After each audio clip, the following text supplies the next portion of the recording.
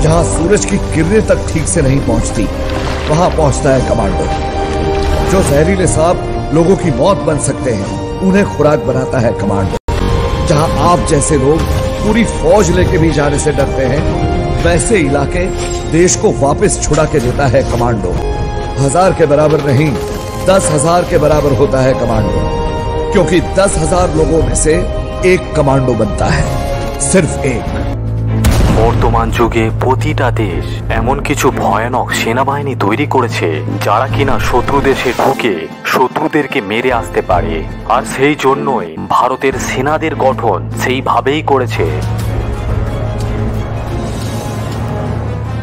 আপনারা হয়তো অনেকে হলিউড মুভিতে মেরিন কমান্ডো বা এপিসোডের মতো ভয়ানক সিনেমাটি দেখেছেন, কিন্তু আপনাদেরকে বলে রাখি, ভারতের কাছে এমন কিছু সেনাবাহিনী রয়েছে যারা কিনা এদেরকেও টক্কর দিতে পারে। আর এই ভিডিওতে আপনারা ভারতের এমন কিছু ঘাতক স্পেশাল ফোর্সের কথাই জানতে চলেছেন।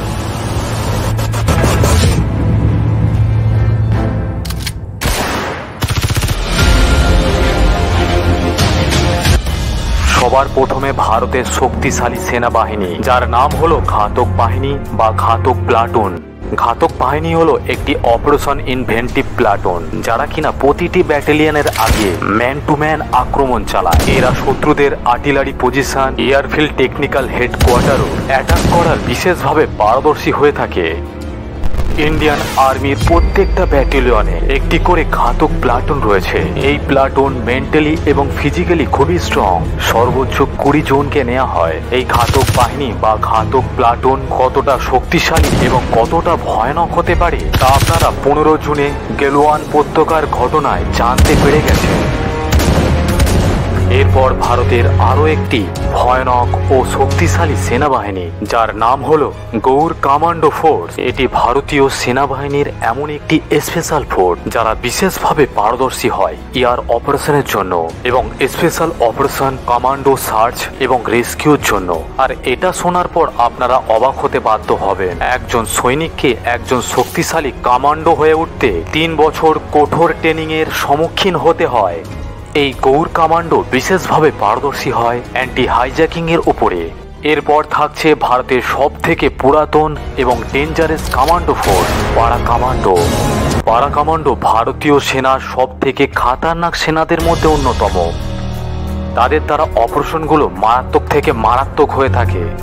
শুধু তাই নয়, বিশ্বের সব থেকে কঠোর এবং সবচেয়ে হতাশাজনক ট্রেনিং এর মধ্যে থেকেই এদের দক্ষতা প্রমাণ করতে হয়। এই লিস্টে সব থেকে ভয়ঙ্কর আরো একটি কমান্ডো ফোর্স রয়েছে, যার নাম মার্কোস কমান্ডো বা মেরিন কমান্ডো ফোর্স। এই কমান্ডো ফোর্স ভারতের সবচেয়ে প্রাণঘাতী, ভয়ঙ্কর, শক্তিশালী একটি বাহিনী। এরা সব রকম পরিস্থিতিতে যুদ্ধ করার প্রশিক্ষণ প্রাপ্ত এবং স্পেশালিস্ট। এই কমান্ডো সমুদ্রের পথে যুদ্ধে বিশেষভাবে পারদর্শী হয়ে থাকে। এই মার্কোস কমান্ডো ফোর্স জয়েন করার জন্য যে ফিজিক্যাল টেস্ট নেওয়া হয়, যা এতটাই নিখুঁত ও মারাত্মক হয়, ফলে প্রথম ধাপেই 80% ক্যান্ডিডেট রিজেক্ট হয়ে যায়।